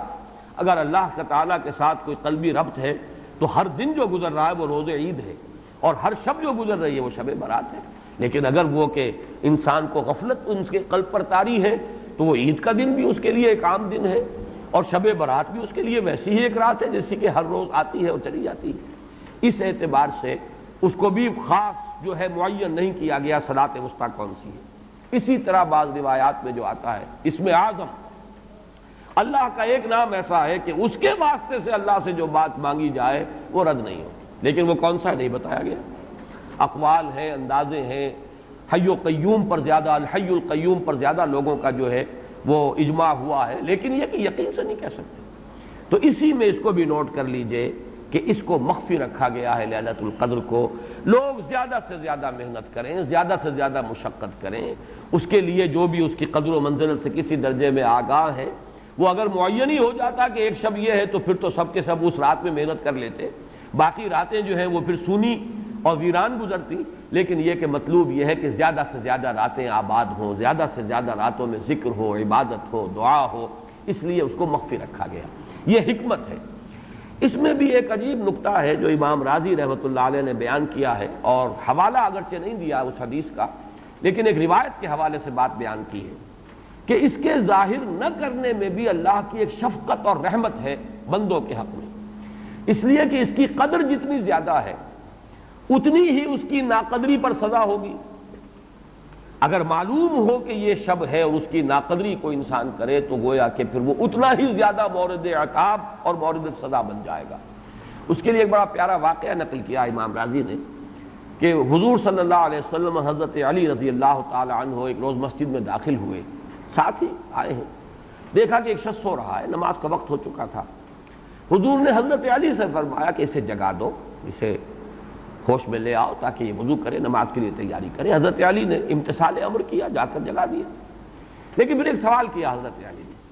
کہ حضور آپ تو خود نیکی کے کاموں میں بہت سبقت فرمانے والے ہیں، سباق بالخیر یہ لفظ آئے، سبقت کرنے والے بہت کثرت کے ساتھ، تو آپ نے یہ جو ہے یہ کام خود کیوں نہیں فرمایا، اور مجھے کیوں اس کے لیے آپ نے حکم دیا؟ آپ خود بھی اسے جگا سکتے تھے۔ آپ نے فرمایا کہ تم اس کی حکمت کو سمجھ لو، میرے جگانے پر اگر وہ نہ جاگتا اور انکار کر دیتا تو کفر ہو جاتا اس کے حق میں، اور تمہارے جگانے پر اگر کوئی تساہل سے بھی وہ کام لیتا تو وہ کفر نہ ہوتا۔ تو یہ ایک فرق ہے کہ اللہ تعالیٰ کی طرف سے ایک شفقت ہے کہ حضور صلی اللہ علیہ وسلم جگاتے اور کسی درجے میں وہ انکار کر دیتا۔ کبھی ایسا بھی ہوتا آدمی نیند میں ہے اور وہ کہتا جاؤ جاؤ مجھے آرام کرنے دو، تو اگر میرے ساتھ یہ معاملہ ہوتا تو وہ کفر کے درجے کو پہنچ جاتی بات، لیکن اگر تمہارے ساتھ یہ معاملہ ہو بھی جاتا تو اس درجے شدید نہ ہوتا۔ تو گویا کہ حضور نے اس شخص پر شفقت کے اعتبار سے یہ شکل اختیار کی کہ خود نہیں جگایا، بلکہ یہ کہ حضرت علی رضی اللہ تعالیٰ عنہ کو حکم دیا کہ اسے جگا دو۔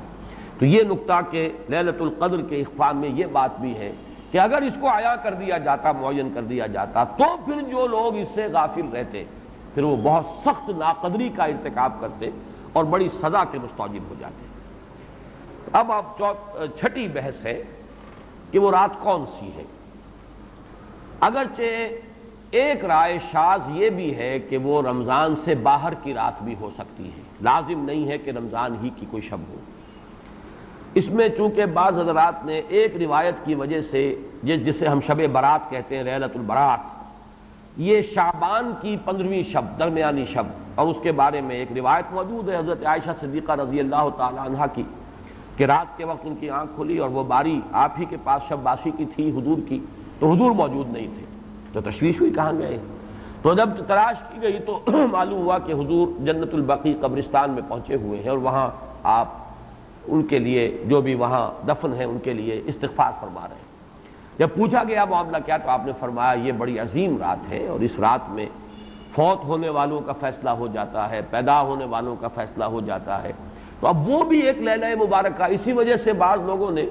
وہ جو سورہ دخان کی ابتدائی آیات ہیں انا انزلناہ فی لیلۃ مبارکۃ، اس کو محمول کیا ہے اسی رات پر کہ جس کو ہم شب برات کہتے ہیں اپنی عام اصطلاح میں، لیلۃ البرات اسے عربی میں کہا جاتا ہے۔ برات کے معنی کسی کا چھٹکارا پا لینا۔ یہ شب برات جو ہے وہ برات شادی والی برات نہیں ہے، بلکہ یہ برات کا لفظ ہے عربی زبان کا، جو ہمارے ہاں وہ غلط العام میں برات شب برات بن گیا ہے۔ برات، برات من اللہ ورسولہ، جو سورہ برات کا پہلا لفظ ہے کہ چھٹکارا پانا، کہ وہ رات بھی ایسی ہے کہ اس میں انسان استغفار کرے اور اللہ تعالیٰ سے اپنے گناہوں کی معافی مانگے تو اپنے آپ کو جہنم سے چھٹکارا دلا سکتا ہے، وہ شب برات ہے۔ اس اعتبار سے کچھ لوگوں نے گمان کیا کہ شاید لیلۃ القدر اور لیلہ مبارکہ اس حدیث کی روح سے وہی شب ہے، وہ ظاہر بات ہے کہ خارج از رمضان مبارک ہے، اور یہ کہ اس کے علاوہ بھی بعض آراء ہیں، لیکن یہ آراء جو ہے شاذ کے درجے میں ہے۔ میں یہ کہہ سکتا ہوں کہ تقریباً اجماع ہے اس پر کہ یہ رات رمضان مبارک ہی کی ایک رات ہے۔ اس کی دلیل ایک تو یہ کہ القرآن یفسر بعضہ بعضا کے اصول کے مطابق قرآن مجید کے اندر سورہ بقرہ میں یہ واضح کر دیا گیا شہر رمضان الذی انزل فیہ القرآن، رمضان مبارک کا مہینہ وہ ہے کہ جس میں قرآن نازل کیا گیا، اور یہاں فرمایا انا انزلناہ فی لیلۃ القدر، ہم نے اس کو اتارا ہے لیلۃ القدر میں۔ ان دونوں کو جوڑیے تو اس کا ایک لامحالہ جو ایک انیویٹیبل رزلٹ نکلتا ہے وہ یہی ہے کہ یہ لیلۃ القدر رمضان مبارک میں۔ دوسری اس کی تائید ہوتی ہے وہ مشہور حدیث جس کو الحمدللہ کہ ہم نے بہت عام کیا ہے، رمضان مبارک کی آمد سے قبل کوشش ہوتی ہے ہر سال جو ہے اس کی یاد دہانی کرا دی جائے۔ ایک طویل خطبہ جو حضور نے دیا تھا، خطبنا رسول اللہ صلی اللہ علیہ وسلم فی آخر یوم من شعبان، یہ حضرت سلمان فارسی رضی اللہ تعالیٰ عنہ سے مروی ہے کہ حضور نے شعبان کے آخری دن ہمیں خطبہ ارشاد فرمایا، یا ایھا الناس قد اظلکم شہر عظیم شہر مبارک شہر فیہ لیلۃ خیر من الف شہر، لوگوں آگاہ ہو جاؤ، تم پر ایک بہت مبارک مہینے نے، بڑی عظمت والے مہینے نے سایہ کر دیا ہے، سایہ فگن ہو گیا ہے تم پر ایک مہینہ جو بڑی عظمت والا ہے، شہر عظیم جو بڑی برکت والا ہے، شہر مبارک، اور تیسرا جملہ اس میں یہی ہے شہر فیہ لیلۃ خیر من الف شہر، وہ مہینہ کہ جس میں ایک رات وہ بھی ہے کہ جو 1000 مہینوں سے افضل ہے۔ ان دونوں چیزوں کے حوالے سے تقریباً دلائل بھی موجود ہیں، اور ویسے یہ کہ جیسا کہ میں عرض کر چکا ہوں اجماع ہے کہ یہ رمضان مبارک ہی کی ایک شب ہے۔ لیکن رمضان مبارک کی کون سی شب ہے، اس پر بعض مفسرین نے تو لکھا ہے کہ 40 قول ہیں۔ چنانچہ صاحب تفسیر مظہری قاضی ثناء اللہ پانی پتی نے، میں نے وہ تفصیل تو نہیں پڑھی، کہ 40 قول نقل کیے، لیکن امام راضی نے جو 9 قول نقل کیے ہیں وہ میں تیزی کے ساتھ آپ کو سنا دیتا ہوں۔ ابن رزین رحمہ اللہ کا قول یہ ہے کہ رمضان کی پہلی شب ہے۔ حضرت حسن بصری رحمۃ اللہ علیہ، یہ ہے تابعین میں سے، اس لیے میں رضی اللہ عنہ نہیں کہہ رہا، رحمۃ اللہ علیہ، حضرت حسن بصری رحمۃ اللہ علیہ کی رائے ہے کہ یہ 17ویں شب ہے، یعنی وہ شب کہ پھر جس کے اگلے دن جو ہے وہ غزوہ بدر ہوا ہے، یوم الفرقان۔ حضرت انس رضی اللہ تعالی عنہ مرفوعاً روایت کرتے ہیں کہ یہ 19ویں شب ہے۔ محمد بن اسحاق جو بہت بڑے سیرت نگار ہیں حضور کے، ان کا قول ہے کہ یہ 21ویں شب ہے۔ حضرت عبداللہ ابن عباس رضی اللہ تعالی عنہما سے قول جو ہے مروی ہے کہ یہ 23ویں شب ہے۔ حضرت عبداللہ ابن مسعود رضی اللہ تعالی عنہ سے مروی ہے کہ یہ 24ویں شب ہے، اور اس کو میں ذرا اہمیت دیتا ہوں اس لیے کہ 24ویں شب جو ہے سورہ علق کی ابتدائی آیات کے نزول کے ضمن میں کچھ حساب کتاب کے جوڑنے سے 24ویں اور 25ویں شب کا بھی معاملہ جڑتا ہے، جو کہ میں نے آپ کو سورہ علق کے درس کے دوران بتایا تھا۔ اس کے بعد حضرت ابو ذر غفاری رضی اللہ تعالیٰ عنہ کا قول ہے کہ یہ 25ویں شب ہے۔ اس کے بعد حضرت ابی ابن کعب رضی اللہ تعالیٰ عنہ کا قول ہے، یہ وہ ہے جن کو کہ حضور نے خود فرمایا کہ اقرأہم ابی ابن کعب، قرآن مجید کے سب سے بڑے قاری حضرت ابی ابن کعب ہے رضی اللہ تعالیٰ عنہ۔ اور ان کے بھی سینے پر آپ نے تھپکی دی تھی کہ ایک سوال کیا آپ نے کہ سب سے عظیم سورت کون سی ہے،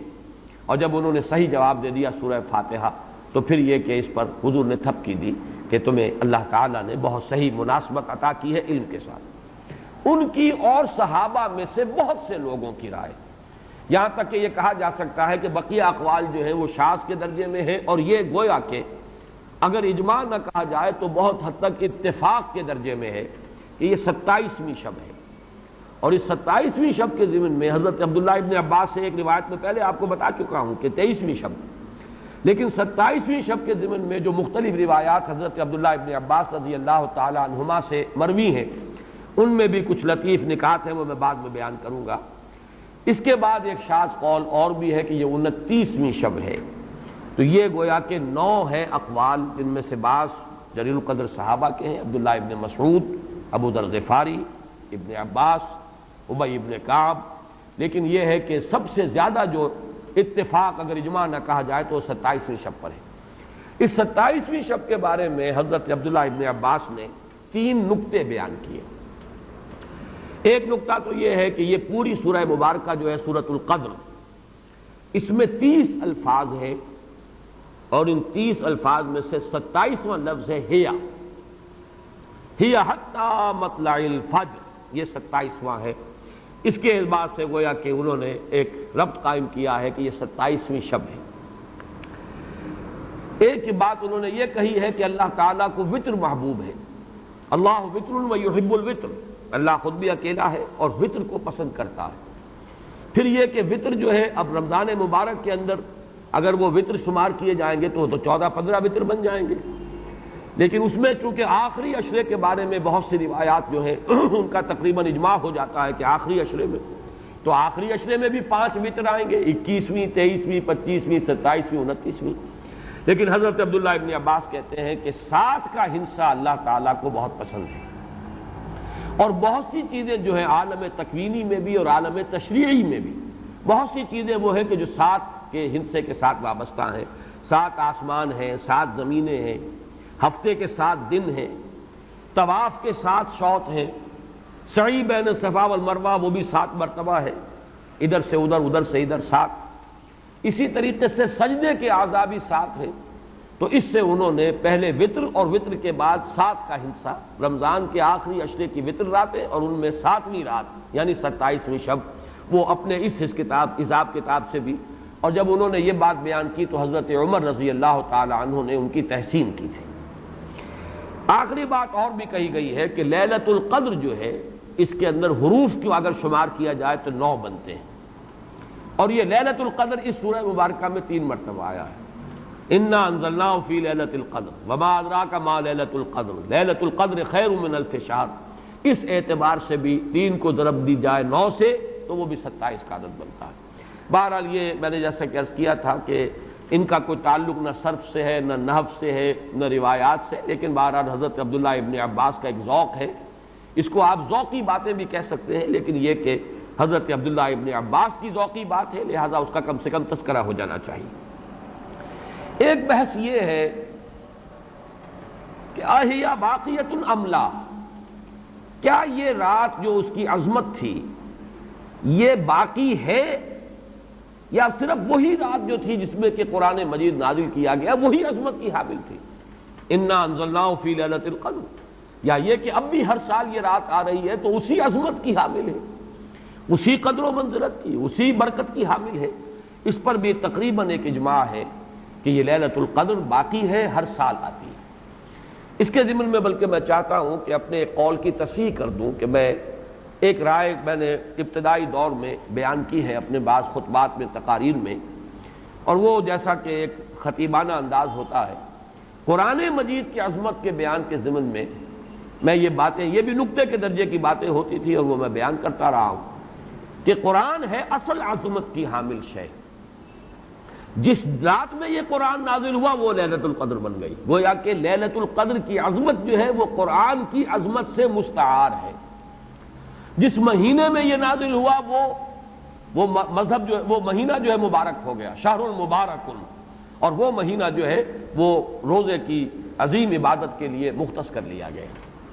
اسی طریقے سے جو دن اس کی تعلیم کے لیے خاص کیا گیا، جو جمعے کا دن جو ہے وہ در حقیقت تعلیم قرآن کے لیے، یتلو علیہم آیاتہ ویزکیہم ویعلمہم الکتاب والحکمہ، جو حضور کا عمل تھا اسی کو دوام عطا کیا گیا ہے خطبہ جمعہ کی صورت میں۔ وہ دن جو ہے وہ سید الایام بن گیا کہ ہفتے کے دنوں میں وہ سردار دن ہے، جمعے کا دن جو ہے وہ سردار ہے تمام دنوں کا۔ یہ بات اپنی جگہ پر صحیح ہے جہاں تک اصولی اعتبار سے، لیکن میں اس میں جو تصحیح کر رہا ہوں جزوی طور سے وہ یہ ہے کہ لیلۃ القدر کی عظمت جو ہے وہ خود اپنی جگہ پر ہے، فی نفسہا ہے، اپنے ہی مقام پر ہے، اپنی جگہ ہے، بجائے خود، جسے کہتے ہیں فارسی میں بجائے خود عظمت کی حامل ہے۔ اور اس کی عظمت کا مقام یہ بھی ہے کہ اس میں فیہا یفرق کل امر حکیم، تمام معاملات جو ہیں اللہ کے فیصلے جو ہیں ان کو ایشو کر دیا جاتا ہے، وہ گویا کہ حوالے کر دیے جاتے ہیں، وہ فیصلے صادر ہو جاتے ہیں اللہ تعالیٰ کی جناب سے، تو یہ اس کی عظمت قدیم ہے۔ قرآن کا نزول اس کے ساتھ شامل کیا گیا ہے کہ اس عظیم رات کا انتخاب کیا گیا ہے قرآن کے نزول کے لیے۔ یہ میں چاہتا تھا کہ اپنے ان سابقہ بیانات کے ضمن میں یہ تصحیح جو ہے میں آپ کو نوٹ کرا دوں۔ دوسرے یہ کہ آیا اس کے ساتھ اس کا دن بھی اس عظمت میں شامل ہے یا نہیں؟ اس میں بھی اکثر مفسرین کا جواب یہ ہے کہ دن شامل ہے، اس لیے کہ قرآن مجید کا حساب کتاب، عرب کی تقویم، اس میں رات بول کر بھی دن رات مراد لیتے تھے اور یوم بول کر بھی دن رات مراد لیتے تھے۔ یوم بھی 24 گھنٹے کے مجموعے کا نام ہے، اور جب رات کا تذکرہ آتا ہے تو رات بھی در حقیقت دن اور رات کے 24 گھنٹوں پر اس کا جو ہے اطلاق کیا جاتا ہے۔ جو دن آتا ہے رات کے بعد وہ اس رات کے تابع ہے۔ اس اعتبار سے یہ عظمت جو ہے صرف شب کے ساتھ نہیں ہے، بلکہ یہ کہ اس کے بعد آنے والا دن جو ہے وہ بھی اسی عظمت کا حامل ہے۔ اس سے ایک بہت بڑا مسئلہ حل ہو جاتا ہے کہ جو اس دور میں خاص طور پر بہت سے لوگوں کے ذہنوں کو پریشان کر سکتا ہے، اور وہ یہ کہ جب کہ مکے میں یا عرب میں رات ہے تو امریکہ میں وہ دن ہے۔ وہ دن، یا اگر وہ رات آئے گی تو ابھی اس کے کچھ 12 گھنٹے کے بعد وہاں پر رات آئے گی۔ اس اعتبار سے دن جو ہے وہ بھی جب شامل ہو گیا اس کے ساتھ تو معلوم ہوا کہ کرۂ ارضی کا کوئی حصہ بھی، کوئی نقطہ بھی اس برکت اور اس قدر و منزلت سے محروم نہیں رہے گا، اس لیے کہ دن کے رات کے ساتھ وہ دن جو ہے طبعاً شامل ہے۔ اب آئیے کہ یہ خیر من الف شہر، اس سے کیا مراد ہے؟ دو باتیں تو اس میں بالکل واضح ہیں۔ ایک تو اس اعتبار سے کہ اس میں جو عبادت کی جائے، استغفار کیا جائے، ذکر کیا جائے، اس کی قدر و منزلت، اس کے لیے ایک تعبیر ہے، جو انداز اسلوب بیان اختیار کیا گیا وہ یہ ہے، اس سے مراد وہ 1000 مہینے جو ہے گنتی کے 1000 مہینے نہیں ہیں۔ اس کو جن لوگوں نے حساب کر کے 83 برس اور کچھ مہینے نکالے ہوئے، تو وہ در حقیقت یہ حساب کتاب نہیں ہوتا۔ عربی زبان میں کہیں 100، کہیں 70، کہیں 1000، یہ کثرت کی تعبیر کے لیے آتے ہیں۔ تو معلوم ہوا کہ بہت زیادہ اجر و ثواب ہے عبادت کا، دعا کی قبولیت کا بہت قوی امکان ہے اس شب مبارک میں، اور یہ کہ تقرب الی اللہ کے لیے انسان کوئی کوشاں ہو تو اس کی پیش رفت جو ہے اس شب میں جو ہے وہ بقیہ دنوں اور بقیہ راتوں کی نسبت سے بہت زیادہ ہوگی۔ اس میں جو ایک اشکال پیدا ہوتا ہے ذہن میں کہ آخر کیا سبب ہے کہ بعض خاص جو دن ہیں یا بعض خاص مہینے ہیں ان کی جو خاص جو فضیلت ہے، تو اس کو میں سمجھتا ہوں کہ بہت عمدگی سے ہمارے مفسرین نے سمجھایا ہے کہ عالم مادی میں بھی ہم یہ چیز دیکھتے ہیں کہ مناسبت ہوتی ہے۔ کوئی فصل ہے گندم کی، اب آپ اگر اس کو غلط موسم میں اگر بو دیں گے تو آپ کا بیج بھی ضائع ہو جائے گا۔ مناسبت ہے، ایک صحیح وقت ہے اس کا، اسی میں اگر وہ فصل جو ہے وہ بوئی جائے گی تو وہ مثمر ہوگی، اس سے آپ کو فصل حاصل ہو جائے گی۔ لیکن اگر آپ نے غیر وقت میں وہی بیج بہترین ہو، دانہ عمدہ سے عمدہ ہو، زمین اچھی سے اچھی ہو، لیکن یہ کہ موسم اگر آپ نے غلط چن لیا ہے، تو گویا کہ مناسبت جو ہے اوقات، دنوں، ایام، راتوں، مہینوں، سالوں، ان کے جو بھی ایک خاص مناسبت ہے نیکی کے ساتھ، خیر کے ساتھ، عالم امر کے ساتھ، روحانیت کے ساتھ، عالم ارواح کے ساتھ، اس کو ہم قیاس کر سکتے ہیں کہ جیسے موسموں اور دنوں کا معاملہ ہے، اسی طریقے سے اس عالم ارواح کے اندر اور روحانی عالم کے اندر بھی کچھ ایام ہیں، کچھ دن ہیں، کچھ مہینے ہیں جن کی خصوصی مناسبت ہے۔ چنانچہ رمضان مبارک کا مہینہ ہے، اسی طریقے سے یہ لیلۃ القدر ہے، اس کے اندر جو ہے قدر و منزلت اللہ نے جو رکھی ہے وہ اس کی ایک خصوصیت ہے جس کو ہم، ظاہر بات ہے کہ عالم امر کی اشیاء جو ہیں کما حقہ، تو ان کا ادراک اور شعور ہم اس وقت اس زندگی میں، اس دنیا میں حاصل نہیں کر سکتے، لیکن اس کی طرف اس تمثیل کے ذریعے سے کچھ نہ کچھ جو ہے رہنمائی ہو جاتی ہے۔ جیسے کہ قرآن مجید کی عظمت کما حقہ، جیسے کہ وہ عظمت ہے، کما ہیا، کسی انسان کے لیے ممکن نہیں کہ اس کا ادراک اور شعور کر سکے، لیکن مثال دی گئی لو انزلنا هذا القرآن على جبل لرأيته خاشعا متصدعا من خشية الله وتلك الامثال نضربها للناس لعلهم يتفكرون۔ یہ مثالیں ہم بیان کر دیتے ہیں لوگوں کے لیے کہ جو معاملات، جو امور، جو لطیف حقائق ان کے ادراک و شعور سے ماوراء ہیں، بلند تر ہیں، اس کا کوئی اجمالی اور کوئی مبہم خاکہ تو ان کے ذہن میں آ ہی جائے ایک تمثیل کی مدد سے۔ اس اعتبار سے اس مادی عالم میں بھی جو موسموں کے اثرات اور ان کی مناسبت یا عدم مناسبت کسی کام کے ساتھ ہے، اس کے حوالے سے ہم سمجھ سکتے ہیں کہ اللہ تعالیٰ نے خاص گھڑیاں، خاص ساعات، جیسے فرمایا گیا کہ جمعے کے دن ایک خاص ساعت ایسی ہے، اب دیکھیے اس کو بھی شمار کر لیجئے، وہ بھی مخفی رکھی گئی ہے کہ وہ ساعت کون سی ہے۔ ایک خاص ساعت ہے کہ اگر کوئی شخص دعا کرے گا اس گھڑی میں تو وہ رد نہیں ہوگی، لیکن اسے خفیہ رکھ دیا گیا۔ بعض حضرات کے خیال میں دونوں خطبوں کے درمیان جو وقت ہو جبکہ امام بیٹھتا ہے یہ وقفہ ہے وہ خاص ساعت، بعض حضرات کے نزدیک وہ نماز کے ادا ہونے سے لے کر عصر تک کا وقفہ ہے۔ لہذا بہت سے حضرات کو آپ نے دیکھا ہوگا کہ وہ جمعے کے روز نماز جمعہ ادا کرنے کے بعد سے عصر تک مسجد میں قیام کرتے ہیں، ذکر اور تلاوت اس میں مشغول رہتے ہیں۔ بعض حضرات کے نزدیک اس سے مراد ہے اذان ہونے سے نماز کے ادا ہو جانے تک، اذا نودی للصلاۃ من یوم الجمعۃ فاسعوا الی ذکر اللہ وذروا البیع اور فاذا قضیت الصلاۃ فانتشروا فی الارض، ان دونوں کے مابین جو وقت ہے وہ گویا کہ اس کا، لیکن اس کو بھی مخفی رکھ دیا گیا۔ وہ جو میں نے کچھ لسٹ گنوائی تھی کہ عظمت والی چیزوں کو اللہ نے چھپایا ہے، اسے مخفی رکھا ہے، اسی میں اس کو بھی شامل کر لیجئے کہ ایک گھڑی ہے جمعے کے دن، ایک وقت ہے، ایک ساعت ہے، اس میں جو دعا کی جائے قبول ہو جائے گی۔ اسی طریقے سے یہ لیلۃ القدر ہے، اسی طریقے سے اور مختلف چیزیں۔ تو لیلۃ القدر خیر من الف شہر تنزل الملائکۃ والروح فیہا باذن ربہم من کل امر، نازل ہوتے ہیں فرشتے اور الروح، اگرچہ الروح کے بارے میں اس کا مصداق کیا ہے بہت سے اقوال ہیں، لیکن یہاں پر اکثر و بیشتر مفسرین جو ہے متفق ہیں کہ یہاں مراد حضرت جبرائیل علیہ الصلوۃ والسلام۔ فرشتوں میں ان کے چونکہ ایک خاص مقام ہے، بہت اونچا ان کا مقام ہے،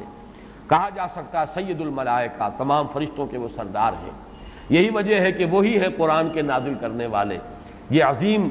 اللہ کا پیغام جو ہے، نوع انسان را پیام آخری حامل او رحمت للعالمین، تو اس کے لانے والے بھی جو ہے وہ فرشتوں میں، جیسے کہ میں نے وہ آیات آپ کو اس سے پہلے بھی سنائی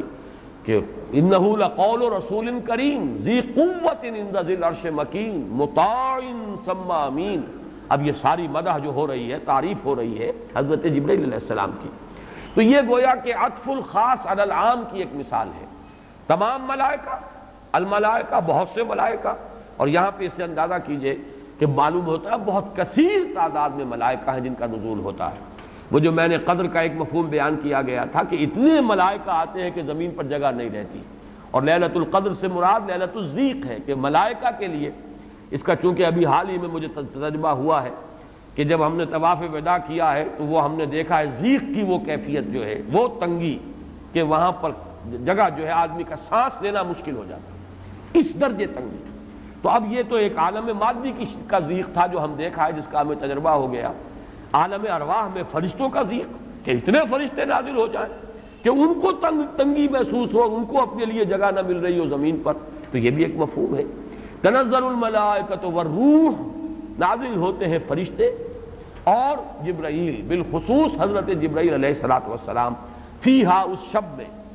باذن ربہم من کل امر سلام، وہ اپنے رب کے اذن سے۔ اس میں گویا کہ وہ جڑ کاٹی جا رہی ہے، جیسا کہ میں نے بارہا بیان کیا ہے کہ ایمان بالملائکہ ہی بگڑ کر مشرکانہ نظام کی شکل اختیار کر لیتا ہے۔ یہ دیویوں اور دیوتاؤں کا تصور جو دنیا میں ہے، گاڈز اینڈ گاڈیسز، اور یہ جو بھی عربوں کے ہاں تھا آلہہ کا تصور، یہ در حقیقت فرشتوں کا تصور ہے جو بگڑ گیا۔ ہم جانتے ہیں فرشتہ پہاڑوں کا ایک فرشتہ ہے، ملک الجبال، جو حضور کی خدمت میں حاضر ہوا تھا یوم طائف کو، اگر آپ مجھے حکم دیں میں ان پہاڑوں کو آپس میں ٹکرا دوں اور جن لوگوں نے آپ کے ساتھ یہ زیادتی کی ہے وہ سرمے کی طرح پس کر رہ جائیں۔ ملک الجبال ایک فرشتہ ہے کہ جو پہاڑوں پر معمور ہے، اسی کو کہہ دیا گیا پہاڑوں کا دیوتا۔ فرق کیا ہے ملک الجبال اور پہاڑوں کا دیوتا میں؟ فرق کیا ہے؟ دیوتا کے ساتھ تصور یہ کہ اسے کچھ اختیار حاصل ہے، جبکہ فرشتوں کے بارے میں جو صراحت قرآن کرتا ہے ان کے پاس اختیار کوئی نہیں۔ یفعلون ما یؤمرون،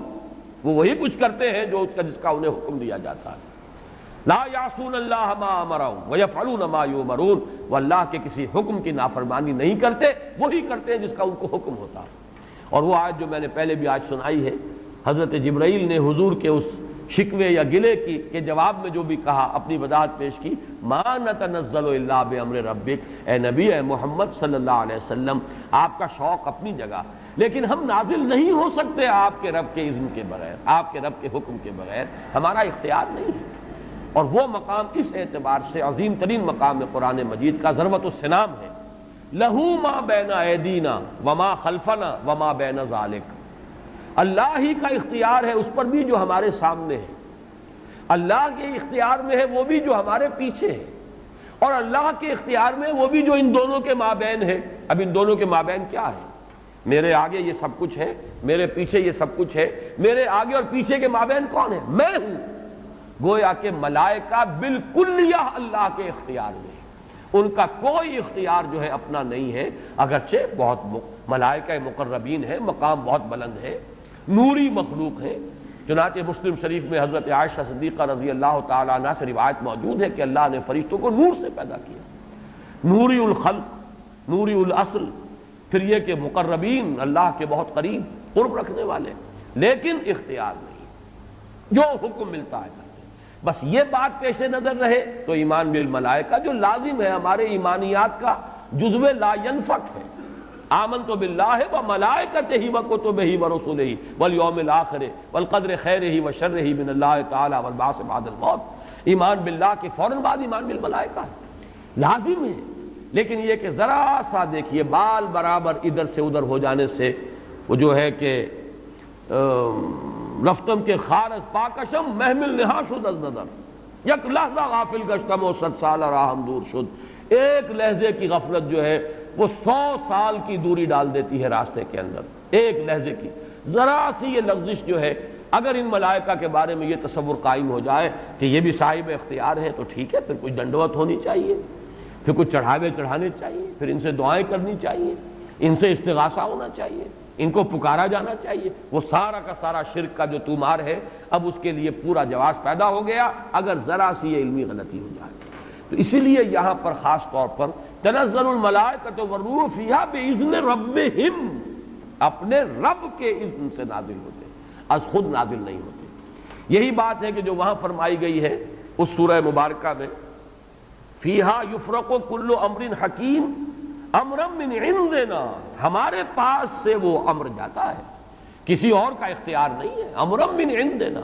اس کا فیصلہ ہم کرتے ہیں، یدبر الامر ہم ہیں، تدبیر امر ہم کرتے ہیں، فیصلہ کرنے والے ہم ہیں، حکم دینے والے ہم ہیں، تقدیر کا تعین کرنے والے ہم ہیں، اس کے لیے حکم ایشو کرنے والے ہم ہیں۔